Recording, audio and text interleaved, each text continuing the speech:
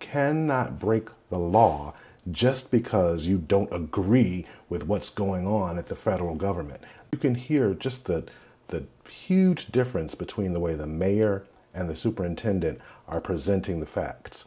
The mayor is saying, oh, these federal agents went into these apartment complexes and they're holding black people, at the tip of guns with masks on. They're shooting at civilians who are driving in cars.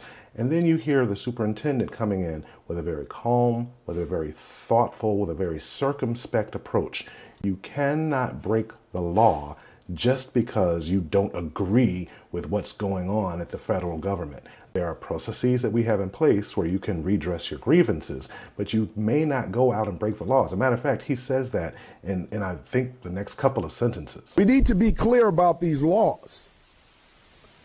We cannot become a society where we just decide to take everything in our own hands and start to commit crimes against law enforcement. It is a crime.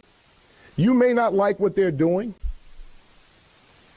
I can understand that there's a lot of emotions out there, but that does not mean that you get to commit a crime. And that's why I really appreciate Superintendent Snelling and his presentation.